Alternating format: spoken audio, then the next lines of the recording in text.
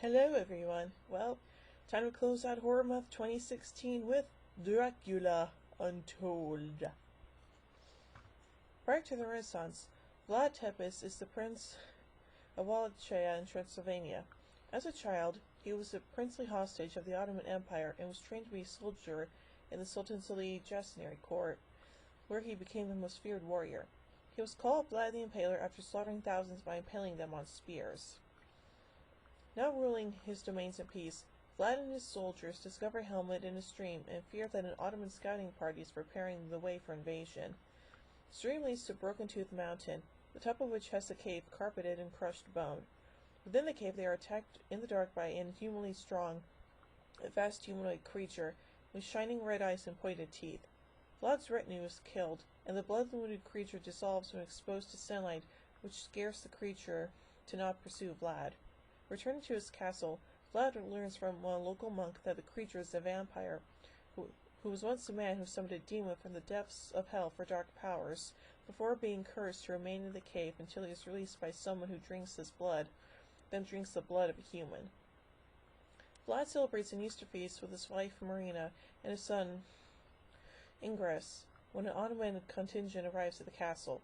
Vlad offers them the usual tribute payment of silver coins, but the emissary knows that a battalion of Ottoman scouts has gone missing, implying that Vlad has had them killed, and demands additional tribute of 1,000 boys to be trained as Janissaries through the Dipsermi system.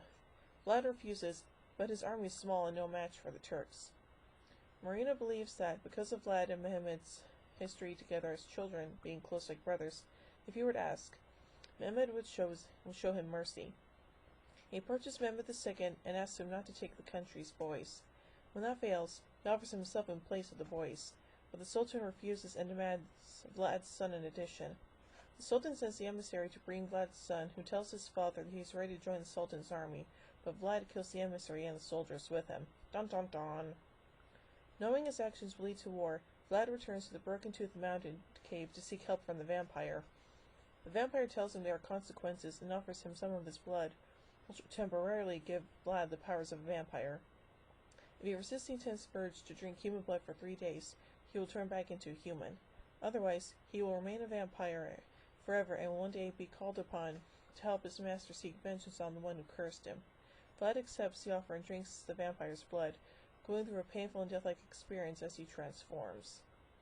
Vlad awakens in the forest and discovers he has been granted heightened senses, inhuman strength and speed, and the ability to transform into a flock of bats, but his skin slowly burns in direct sunlight and silver makes him weak and sick. When he returns to Castle Dracula, the Ottoman army attacks, but Vlad single-handedly kills them all. He then sends most of the castle subjects to Kozia Monastery for safety. Well, that's good. As they travel to the monastery, Vlad discovers thirst for blood while he begins to have sex with Marina and smells an artery pumping blood in her neck. He stops and resists, apologizing to Marina before fleeing into a nearby forest. There, a Romani named Shklim, who knows Vlad is a vampire, proclaims himself as his servant and offers his own blood, but Vlad again resists. Marina learns of Vlad's curse, as she sees him holding silver to keep himself weak when near his people to avoid feeling his condition to them or attack them for blood. As they near the monastery, the Valaks are ambushed by Ottoman soldiers, and, while Vlad and his men successfully repel them, Vlad's sudden increased strength arouses suspicion among his subjects.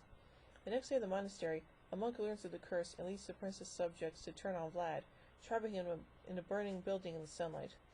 Black smoke blocks out the sun, allowing an outraged Vlad to escape the fire, and he angrily reveals that he became a vampire for the sole purpose of protecting his people from the Ottoman suzerainty. Before he acts out against them, Marina stops him and calms him down. Whew! That night, the Ottoman army marches on the monastery. Vlad commands an enormous swarm of bats to repel them. However, the soldiers are actually a decoy force, allowing a handful of Turks to infiltrate the monastery, kill many of the inhabitants, and kidnap Ingress. Marina tries to defend her son, and falls from the edge of the monastery wall. Dying, Marina pleads with Vlad to drink her blood before the sun rises to give him the strength to save their son. Vlad reluctantly drinks her blood, triggering his final transformation into a full-blooded vampire and granting him even greater powers. As he does so, he summons black storm clouds to blot out the sun. The vampire loses monstrous appearance and walks out of the cave, as his curse is broken. Vlad returns to the monastery and turns a small group of survivors and mortally wounded into vampires as well. As the Ottoman armies camp, Mehmed prepares for a massive invasion of Europe. Vlad and his vampires arrive, hidden by a large lightning storm, and usually massacre the terrified Ottoman soldiers, while Vlad himself goes after Mehmed, who is holding Ingres captive. Aware that vampires are weakened by silver, Mehmed has lined the floor of his tent with silver coins, making Vlad's strength and speed that of a human, and impairing his vision, as Mehmed fights Vlad with a silver sword. He overpowers Vlad and prepares to impale his heart with a wooden stake, but Vlad eventually turns to a flock of bats and evades him. Taking the name Dracula, son of the devil, he kills Mehmed with the stake and drinks his blood.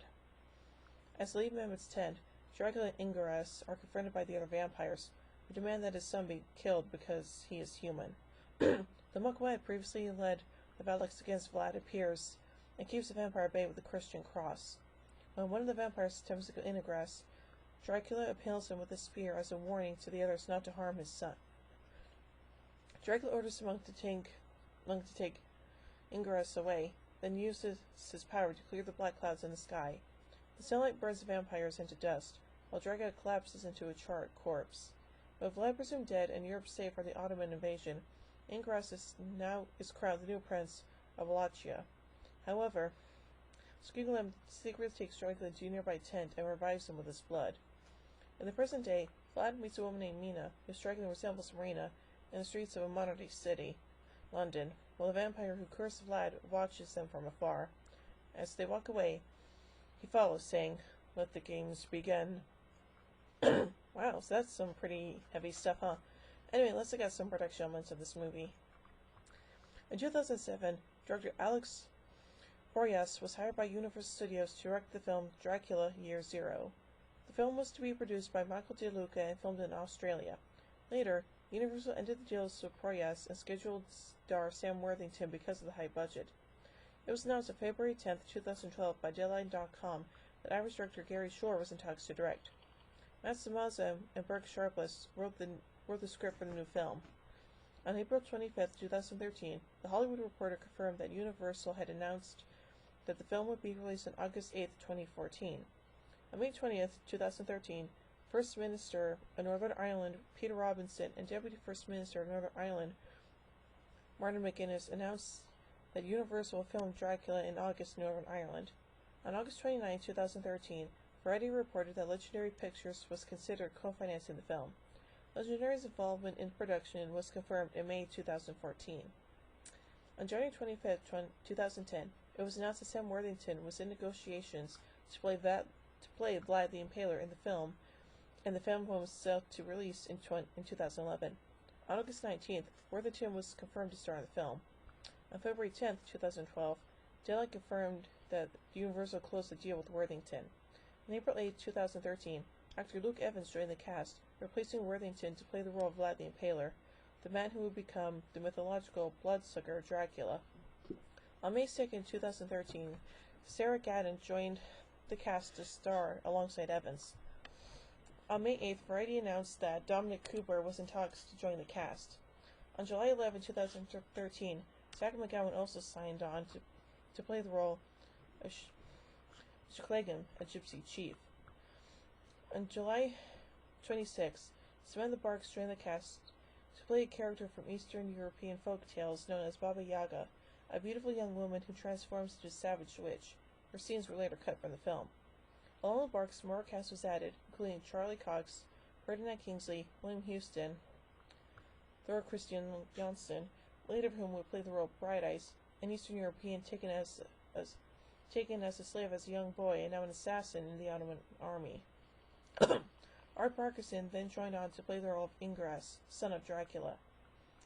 On October 25, 2014, it was announced that if the film was included in a rebooted Universal Monsters universe, then Charles Dance's character Master Vampire could appear in several Universal monster films, much like Samuel L. Jackson in the Marvel Cinematic Universe. On May 20, 2013, Universal confirmed that shooting would take place in Northern Ireland from August to November 2013. The film's shooting officially began on August 5, 2013, starting in Royal Valley County Park in Northern Ireland. The production company received permission for 2 days of shooting on August 5 to 6 to film in the park. Other location shooting took place throughout Northern Ireland. In September 2014, Actor Evans revealed that every day after work he got training all the time, rehearsed with the stunt guys, and ate just chicken, beef, fish, and green vegetables to get ready for the shoot of the film. That's pretty interesting, isn't it? So yeah, a very interesting take on the Dracula mythos.